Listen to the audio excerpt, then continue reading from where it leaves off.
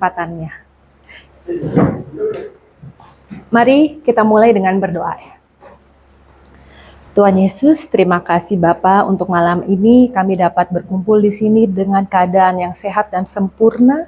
Roh Kudus yang ada di dalam hati kami melembutkan hati kami sehingga kami dapat mendengar firman kebenaran-Mu Bapa, sehingga firman itu dapat berakar dan bertumbuh di dalam hidup kami. Terima kasih Bapak, di dalam nama Tuhan Yesus kami berdoa dan mengucap syukur. Amin. Oke, malam aku panggil siapa teman-teman aja ya. Selamat malam teman-teman. Iya, ada cowoknya. Oke, perkenalkan nama saya Yulriner Salim dan malam ini pemuritan dengan judul Saya Dikasihi, Saya Cantik.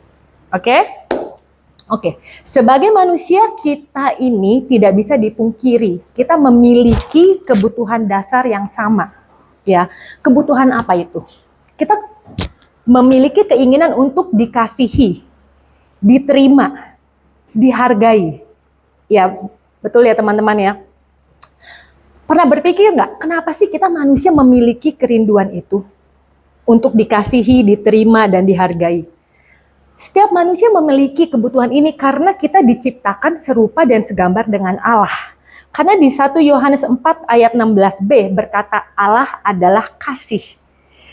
Bukan Allah yang memiliki kasih, tetapi Allah adalah kasih itu sendiri. Jadi kasih itu adalah esensinya Allah, nature-nya Allah, dan karakternya Allah. Jadi satu-satunya alasan ada kasih yang terjadi di alam semesta ini, di mana kita manusia dapat memberi kasih dan kita membutuhkan untuk menerima kasih itu, karena kita diciptakan serupa dan segambar Allah yang karakternya kasih. Ya, tetapi sayangnya dunia ini sudah hancur sejak jatuhnya Adam dan Hawa ke dalam dosa. Karena dunia ini sudah hancur dan dikuasai oleh iblis, kasih sempurna yang adalah pribadi Bapa itu, ya, berubah menjadi kasih duniawi yang sifatnya kasih yang bersyarat, kasih yang menuntut. Jadi kasihnya itu menjadi transaksional ya. Sehingga menyebabkan banyak ajaran-ajaran agama-agama di dunia ini yang akhirnya membuat kita manusia merasa kita kurang dikasihi, kurang dihargai, tidak diterima. Jika kita tidak melakukan sesuatu terlebih dahulu. Ini tuntutan-tuntutan agamawi. Sehingga kita manusia memiliki konsep bahwa untuk dikasihi Tuhan, kita harus rajin berdoa, berpuasa. Doanya kalau bisa doa fajar jam 4 pagi, ya. Dan kita untuk diterima oleh Tuhan, kita harus perpuluhan dulu, biar Tuhan terima kita. Dan untuk Tuhan menghargai kita, kita harus pelayanan full time dulu. Sampai keluarga ditelantarin, pokoknya taunya pelayanan. Untuk kita mencari penghargaan dari Tuhan.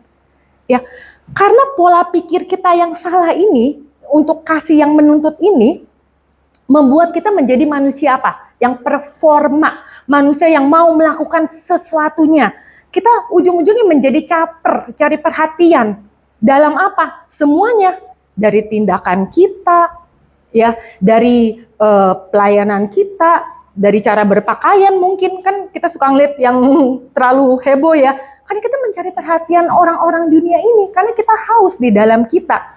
Bahkan banyak sekali dari kita mencari cinta di tempat yang salah. Apalagi dulu anak-anak muda ya, bukan dulu sekarang dan mungkin kita dulu ya. Kita mencari cinta di tempat yang salah, mudah jatuh cinta karena seorang anak muda yang merasa orang tuanya kurang mencintai dia. Terus tiba-tiba ketemu lawan jenis yang dengan mulut manis, merayu dia gampang jatuh cinta. Ya, padahal itu di tempat yang salah, mencari cinta di tempat yang salah karena kasih dunia ini kasih yang tidak sempurna. Jadi di Roma 5 ayat 8 kita interaksi ya. Jadi kita sama-sama buka firman, kita biar baca bersama-sama. Mungkin kita boleh yang udah siap deh. Kita baca di Roma 5 ayat 8. Siapa yang mau baca? Ayo boleh, Ci. Akan tetapi Allah menunjukkan kasih-Nya kepada kita oleh karena Kristus telah mati untuk kita ketika kita masih berdosa. Ya, itu adalah kasih Allah yang sempurna. Bahwa Allah memberikan anaknya mati di kayu salib di saat kapan? Di saat kita masih berdosa, kita tidak layak. Ya, tapi Allah yang melakukan terlebih dahulu. Oke, di 1 Yohanes 4 ayat 19. Kita buka. Yang udah siap boleh langsung baca. 1 Yohanes 4 ayat 19. 1 Yohanes 4 ayat 19. kita Ayo boleh. Ayo kok. kita mengasihi karena Allah lebih dahulu mengasihi kita. Yes, karena Allah lebih dahulu, bukan kita yang lebih dahulu mengasihi Allah, bukan kita melakukan sesuatu dulu. Ya, melakukan sesuatu untuk Allah mengasihi kita. Tidak, Allah sudah mengasihi kita tanpa kita melakukan apapun dalam keadaan kita masih berdosa. Itu harus kita rekam di dalam pikiran kita. Oke? Jadi tujuan utama hidup manusia yang Tuhan rancangkan adalah apa? Dengan konsep ini, ada yang tahu? Tujuan utama hidup manusia yang Tuhan rancangkan adalah membiarkan Tuhan mencintai kita. Itu tujuannya. Karena dia yang lebih dahulu mengasihi kita tanpa kita berbuat apapun. Bukan agar kita mencintai Tuhan, tapi kita harus menerima dulu kasihnya. Itu tujuan utama yang Tuhan rancangkan di manusia. Karena pada dasarnya apa, teman-teman? Kita tidak bisa memberi sesuatu yang belum kita terima. Ya, we cannot give something that we have not received. Coba bayangin, di ATM kalian 0. Belum ada orang yang memberi uang ke kita. Bisa nggak kita kasih anak kita? Bisa nggak kita kasih istri kita? Nggak bisa. Kita harus terima dulu uang itu. Kita harus terima dulu kasih itu. Setelah kita terima, kita penuh dengan kasih itu, kita dengan mudah memberikan kepada istri kita, kepada anak kita. Konsepnya seperti itu. Ya, oke. Dan jadi kita bahas tentang karya salib Kristus. Ternyata karya salib Kristus itu bukan hanya bukti kasih Allah saja kepada kita. Tetapi ini juga mengandung bahwa Dia, Allah, akan menjadi kebenaran diri kita yang sempurna. Ini juga salah satu konsep yang kita harus pahami. Bahwa kebenaran diri Allah inilah yang satu-satunya kebenaran diri yang kita butuhkan. Bukan kebenaran diri dengan kita melakukan kebenaran. Tapi kita menerima kebenaran diri Allah, inilah yang satu-satunya kita butuhkan di dalam hidup kita di bumi. 1 Korintus 1 ayat 30. Boleh? 1 Korintus 1 ayat 30.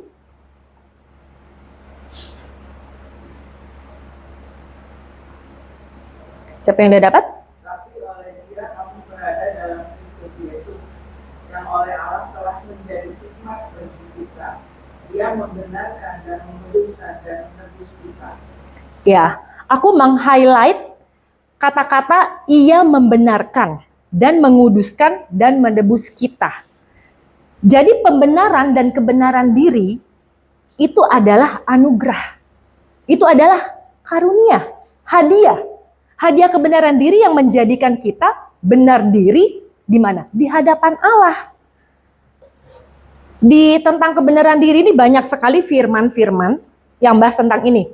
Kita kupas satu persatu ya, biar kita benar-benar berakar di dalam konsep kebenaran diri ini. Jadi kita belajar untuk merubah paradigma kita bersama-sama ya. Oke, kita buka di Roma 5 ayat 19.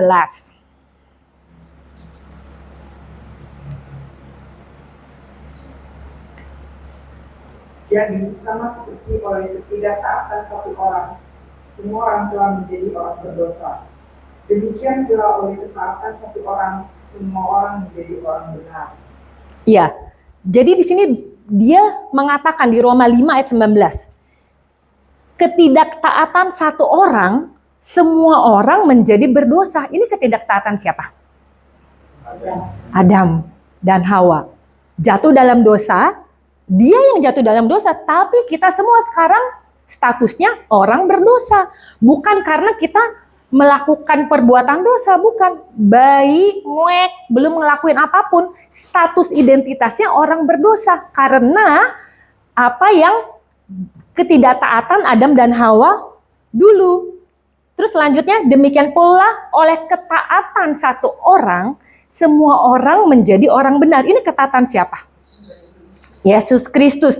Di dalam melakukan hukum Taurat dan dia mati di kayu salib, jadi banyak orang yang menjadikan statusnya benar dirinya Allah. Ini adalah status yang kita terima. Oke, di 2 Korintus 5 ayat 21.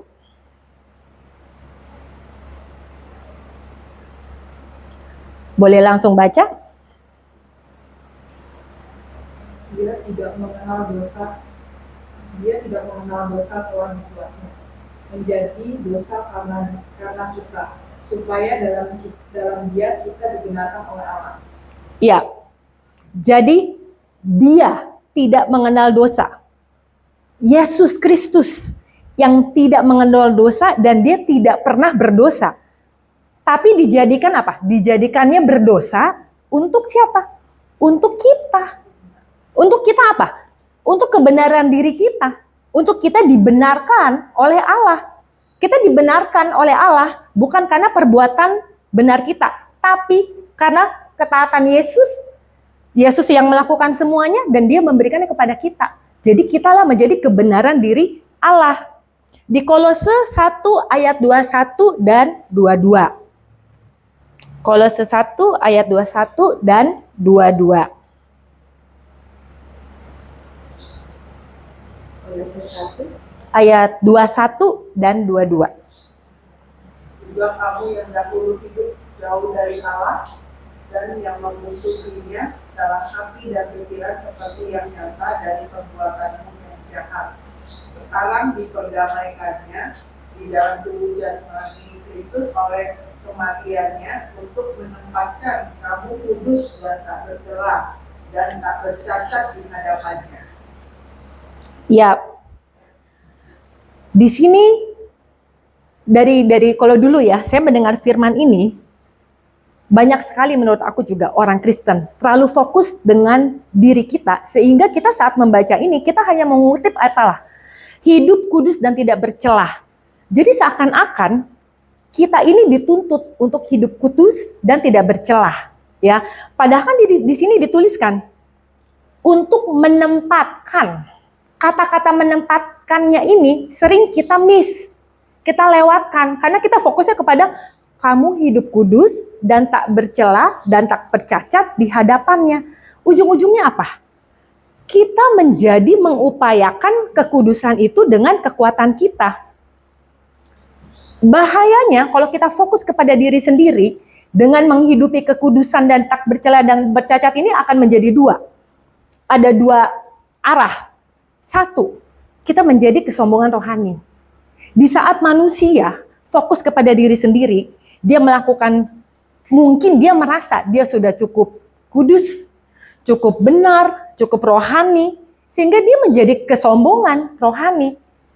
Dan kesombongan rohani ini apa buahnya? Dia mudah menghakimi orang. Gila ya orang itu. Parah ya orang itu. Dia merasa dirinya, saya benar. Saya kudus. Ya, ini yang ekstrim ke kanan nih.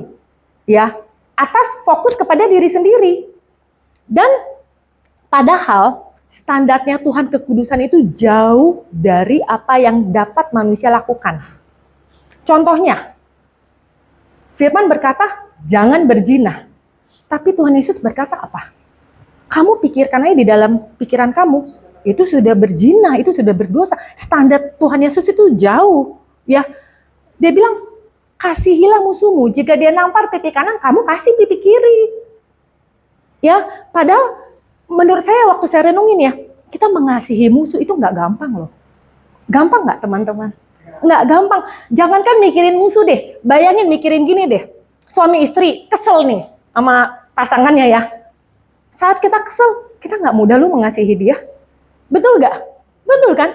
Padahal pasangan kita bukan musuh kita. Betul ya? Apalagi musuh yang benar-benar menyakiti kita, merugikan kita.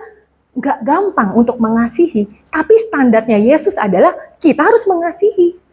Jadi sebenarnya untuk melakukan ini dengan fokus kepada diri sendiri itu tidak mungkin menurut saya ya. Untuk hidup kudus, untuk hidup benar itu nggak ada manusia yang sempurna dapat melakukan standar Yesus, nggak ada. Makanya kita membutuhkan status itu dari dia, yang dia telah melakukan, kita yang terima. Ya. Dan aku mau juga cerita ekstrim kirinya nih. Ini kan ekstrim kanan yang kesombongan diri. Ekstrim kirinya tau nggak apa teman-teman? Manusia ini merasa tidak layak. Ya, dia tidak layak. Kenapa? Karena dia tidak bisa melakukannya. Kayak kesannya dituntut, tapi dia nggak bisa. Akhirnya apa ujung-ujungnya? Yang tidak layak ini, dia menjauhkan diri dari Tuhan. Ya, dia merasa, aduh Tuhan nggak deh, gua nggak layak. Akhirnya dia nggak bisa hidup di dalam Tuhan, dia malah menjauhkan Tuhan. Dia frustasi dengan standarnya Tuhan itu. Jadi ini adalah salah satu benteng terbesar yang iblis gunakan melawan orang-orang percaya adalah apa? Perasaan bersalah, tertuduh, terhukum. Ya. Sehingga saat kita di dalam posisi ini, kita akan menjauhi Tuhan otomatis. Ya. Jadi kata menempatkan tadi di ayat Kolose 1:22 membuktikan bahwa posisi kudus dan tak bercela yang Tuhan maksud itu adalah bukan suatu perintah untuk kita melakukan, tetapi hidup kudus dan tidak bercela ini akan menjadi apa? Buah. Ini menjadi fruit, buah di saat kita mengenal kehidupan di dalam kasih Allah itu, kebenaran diri yang kita terima itu menjadi buahnya. Kita berbuat benar bukan untuk kita status orang benar. Kita berbuat benar karena kita sudah dibenarkan. Saya tahu, saya sudah statusnya orang benar. Kalau saya orang benar, otomatis saya melakukan hal benar. Ya, bukan saya berbuat benar dulu, lalu saya menjadi orang benar. Bukan, kebalik. Jadi teman-teman, inilah kabar baik Injil yang sejati. Ini berita kasih karunia. Ya. Sampai Rasul Paulus berkata di Roma 1 ayat 16 dan 17. Mari kita buka. Roma 1, 16, 17.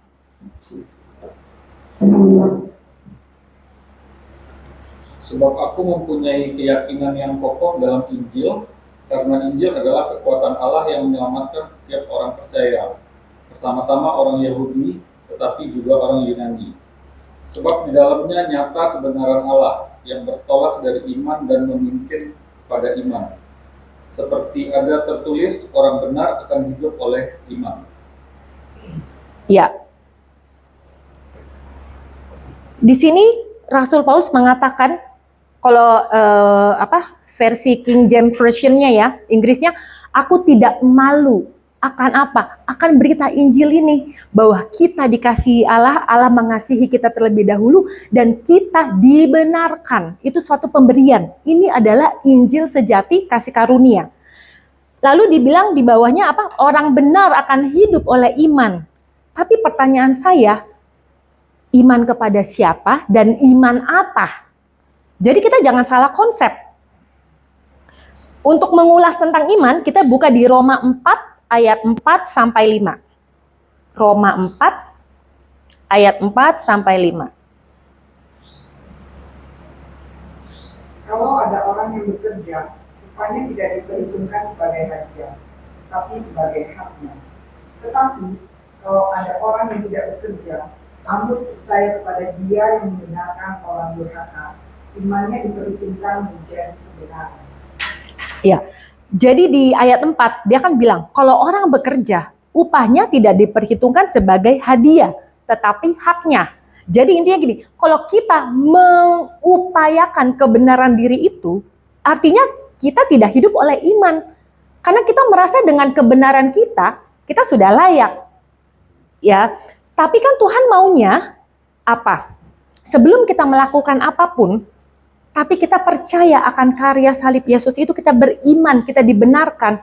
Itulah yang diperhitungkannya Tuhan.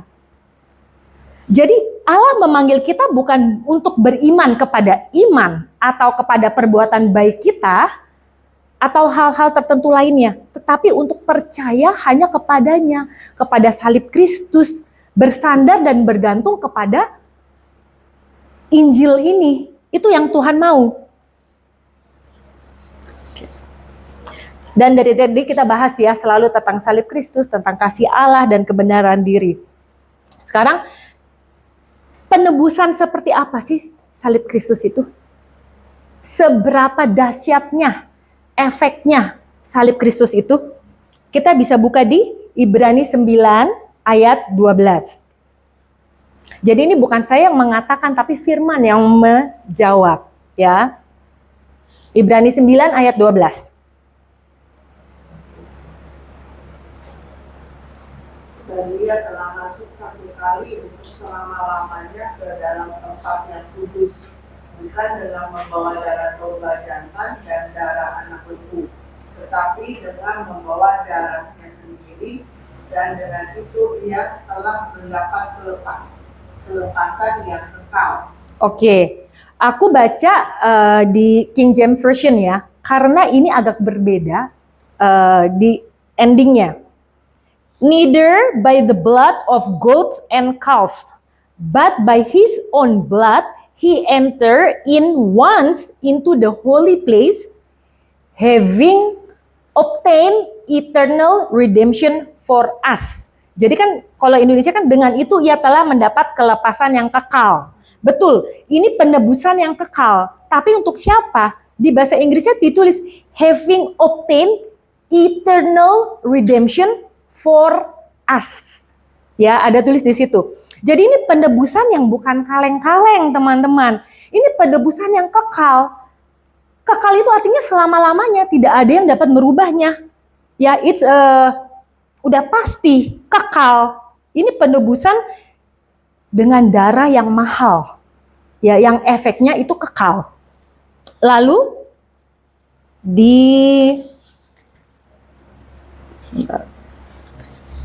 ayat Ibrani 10 ayat 14 dan 17. Bukan dan, sampai 17. Ibrani 10 ayat 14 sampai 17. Sebab oleh satu korban saja dia telah menyempurnakan untuk selama-lamanya mereka yang dia kuduskan. Ayat 15, dan tentang hal itu Roh Kudus juga memberi kesaksian kepada kita. 16, sebab setelah ia berfirman, inilah perjanjian yang akan kuadakan dengan mereka sesudah waktu itu. Ia berfirman pula, aku akan menaruh hukumku di dalam hati mereka dan menuliskannya dalam akal budi mereka. 17, dan aku tidak lagi mengingat dosa-dosa dan kesalahan mereka. Oke. Di sini kita jelas ya bahwa karya salib Kristus pengorbanannya itu menyempurnakan kita satu kali untuk selama-lamanya. Arti kata selama-lamanya ini artinya saat kita menerima Tuhan Yesus Kristus sebagai juru selamat kita, dosa kita yang lalu sudah pasti hilang. Dosa kita sekarang sudah pasti hilang. Pertanyaannya saya, kalian yakin 10 tahun lagi kalian gak berdosa? Kalian yakin gak minggu depan kalian tidak berdosa? Tidak. Ya, tapi firman ini meyakinkan kita. Sekali pengorbanannya saja itu menyempurnakan kita untuk selama-lamanya. Dan di ayat 17 dikatakan, aku tidak lagi mengingat dosa-dosa dan kesalahan mereka. Ya, jadi kalau misalnya dengan konsep seperti ini, kadang-kadang orang Kristen kan berpikir, kalau gitu kita boleh dong bertekun dalam dosa. Kan dosanya udah dihapuskan.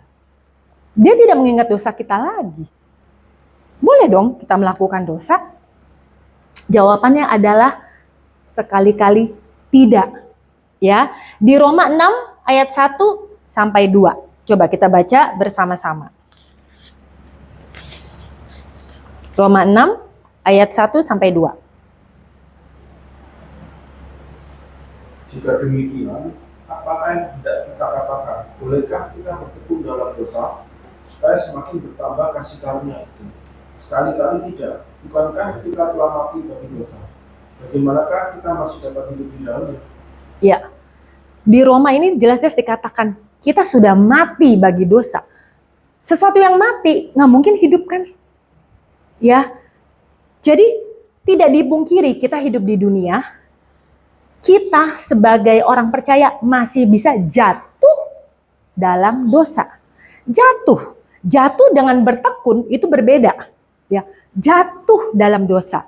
Tapi karena kita tahu roh Allah di dalam kita, kan tadi sebelumnya ada bilang, aku akan menaruh hukum-hukumku di dalam hati dan akal mereka. Otomatis roh di dalam kita akan tidak nyaman. Ada warning sign. Ya, kita nggak bisa hidup. Kita kayak ikan yang keluar dari air gitu loh. Nggak nyaman, nggak bisa hidup. Pasti akan harus balik lagi. Jadi, yes, kita masih bisa jatuh dalam dosa. Betul, tapi karena kita menghidupi kebenaran firman, kita pasti akan langsung sadar dan kita bertobat. Arti kata bertobat adalah apa? Berputar balik arah. Kita nggak bisa bertekun dan hidup di dalam dosa. Itulah kita. Ya. Oke. Jika kita menghidupi yang tadi, identitas kita di dalam Allah yang baru, apa identitas kita? Kita adalah yang dikasihi. Kita adalah pribadi yang dibenarkan. Jadi kita bisa menghidupi Roma 8 ayat 31 sampai 35. Ini lumayan panjang ya. Boleh siapa yang dapat langsung boleh baca? Roma 8 ayat 31 sampai 35. Sebab itu, apakah yang akan kita katakan tentang semuanya itu? Jika Allah di pihak kita, siapakah yang akan melawan kita? Ia yang tidak menyayangkan anaknya sendiri, tetapi yang menyerahkannya bagi kita semua. Bagaimanakah mungkin Dia tidak mengkaruniakan segala sesuatu kepada kita bersama-sama dengan Dia? Siapakah yang akan menggugat orang-orang pilihan Allah? Allah yang membenarkan mereka? Siapakah yang akan menghukum mereka? Kristus Yesus yang telah mati, bahkan lebih lagi yang telah bangkit dan juga duduk di sebelah kanan Allah, yang malah menjadi pembela bagi kita. Siapakah yang akan memisahkan kita dari kasih Kristus? Penindasan atau kesesakan atau penganiayaan atau kelaparan atau ketelanjangan atau bahaya atau pedang? Iya, dengan dimana kita sudah mendapatkan pola pikir yang baru bahwa Tuhanlah yang mengasihi kita terlebih dahulu. Tuhanlah yang membenarkan perbuatan diri kita, kebenaran diri kita di dalam Allah. Makanya Roma 8:31 ini kita dapat dengan yakin kita hidupkan bahwa tidak ada yang dapat menggugat kita. Kita dibenarkan kok oleh Allah, ya. Dan tidak ada yang memisahkan kita dari kasih Kristus itu sendiri. Jadi kesimpulannya pada malam hari ini, konsepnya adalah apa? Bahwa bila Allah di pihak kita, tidak ada yang dapat melawan kita. Ya, kita akan hidup berkemenangan di bumi ini dengan melalui konsep dasar yang tadi saya sudah ceritakan. Teman-teman, Allah tidak dapat mengasihi kita lebih dari apa yang telah Dia lakukan. Dia sudah memberikan segalanya buat kita. Dia sudah memberikan anaknya yang tunggal disalibkan di saat kita masih berdosa. Dia sudah memberikan kebenaran dirinya untuk kita. Ya. Jadi di Roma 8 ayat 38 sampai 39. Yuk. Sebab aku yakin bahwa baik maut maupun hidup, baik malaikat-malaikat maupun pemerintah-pemerintah, baik yang ada sekarang maupun yang akan datang, atau kuasa-kuasa, baik yang di atas maupun yang di bawah, ataupun sesuatu makhluk lain, tidak akan dapat memisahkan kita dari kasih Allah yang ada dalam Kristus Yesus Tuhan kita. Yes, di Roma ini Paulus ingin meyakinkan kita seperti dia pun sangat yakin tidak ada yang dapat memisahkan kita dari kasih Allah yang ada di dalam Kristus Yesus. Aku mau mengakhiri dengan kesaksian hidup saya. Karena kehidupan saya yang sekarang ini adalah by product of His grace. Hasil dari kasih karunia yang saya dapatkan dari Allah. Jadi apa yang saya bahas dari awal sampai akhir, itulah kehidupan saya. Saya dari kecil Kristen, ya, ikut orang tua ke gereja, Dan saya memiliki doktrin yang awal. Saya harus melakukan.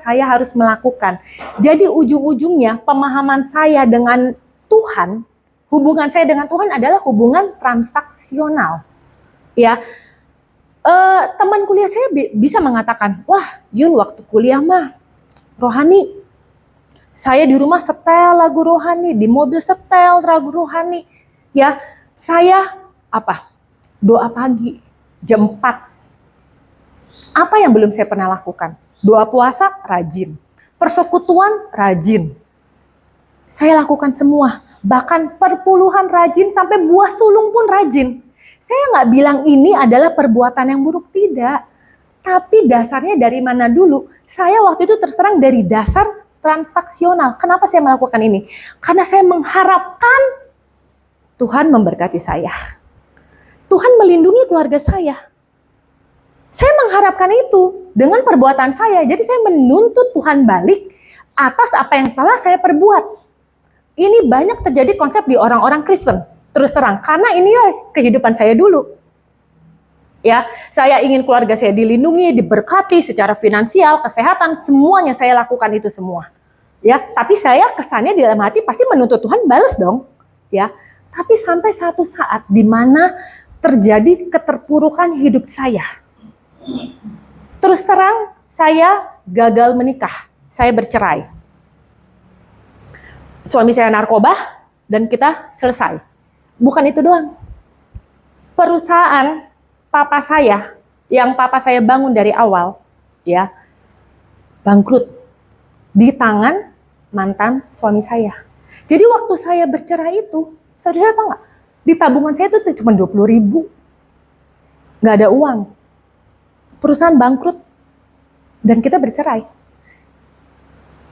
Itu benar-benar di mana saya menjauhi Tuhan. Tapi balik sebelumnya, waktu keadaan ekonomi saya bagus, ya, maaf, saya nggak pernah berniat menyombongkan diri. Tapi waktu itu keadaan ekonomi kita sangat bagus, sangat berkecukupan, jadi kita cukup untuk jalan-jalan ke luar negeri tiap tahun, berlima, anak 3, ya, hidup mewah, ya. Anak saya 3 orang, masing-masing memiliki mini iPad. Saya nggak beli satu untuk share, everyone have one. Hidup yang berkelimpahan. Ya, dan ada salah satu teman memberikan saya video tentang pengajaran kasih karunia. Kalian tahu lah, pengajaran kasih karunia yang ekstrim itu adalah pendeta dari Singapura. Yes, saya diberikan CD. Itu kalau nggak salah ada 3 CD. Saya ambil, saya pengen tahu. 1 CD aja belum kelar, saya matiin. Saya balikin. Sesat. Ini yang saya sharingkan, dulu saya bilang sesat. Enak banget orang Kristen dong. Dengan kasih karunia begini, gue berdosa aja malam ini. Gue clubbing, saya berzina, saya melakukan apa yang saya mau. Mabuk-mabukan. Besok pagi, saya minta ampun sama Tuhan. Tuhan, kau pasti udah ngampunin saya. Malam saya ngelakuin lagi. Begitu aja terus setiap hari. Itu konsep saya yang dulu. Karena saya tidak mengenal kasih karunia itu apa. Ya, sampai saya bilang ini sesat dan saya balikin. Saya nggak mau dengar habis. Itu karena apa tau nggak teman-teman? Kesombongan rohani. Karena saya melakukan semuanya transaksional. Kesombongan rohani itu saya hidupin dulu. Saya tidak munafik. Ini kesaksian hidup saya. Sampai saya terpuruk. Sebelum terpuruk, di mana lagi proses sebelum terpuruknya itu, saya menjauhi Tuhan. Karena kan saya sudah lihat, keluarga saya sudah mulai hancur, dan sebagainya, apa yang saya harapkan tidak sesuai dengan ekspektasi saya menjauhi Tuhan. Totally menjauhi Tuhan. Ekstrim. Tapi saya tetap ke gereja, karena anak saya masih Sunday school. Jadi, ke gereja itu hanyalah kemunafikan. Saya bilang demi anak-anak aja dengar firman, tapi saya sendiri enggak. Saya udah nggak pernah doa puasa, saya nggak pernah doa pagi, perkumpulan saya jauhin. Ekstrim lagi yang tadi sebelahnya. Menjauhi Tuhan. Sampai ada satu vision, bayangin. Inilah Allah kita yang hidup. Saya lagi nyetir mobil. Saya tuh mendapat vision. Tuhan duduk di kursi di pojokan. Kayak Ko Imam di situ, di pojokan.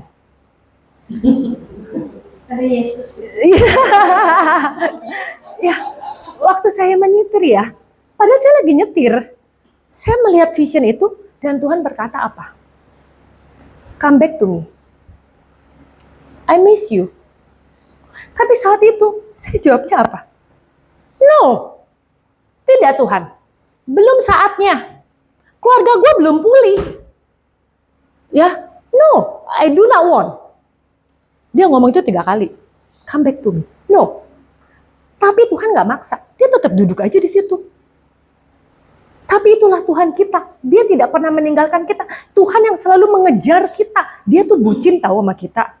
Percaya nggak? Ya kan, dia tuh sangat bucin sama kita. Kita ini nggak layak, tapi kok dia bisa sayang banget sama kita ya? Bucin, buta cinta ya. Sampai, oh budak cinta ya. Terus sampai saat titik keterpurukan saya, di situ saya haus akan kasih Allah. Sampai saya apa enggak?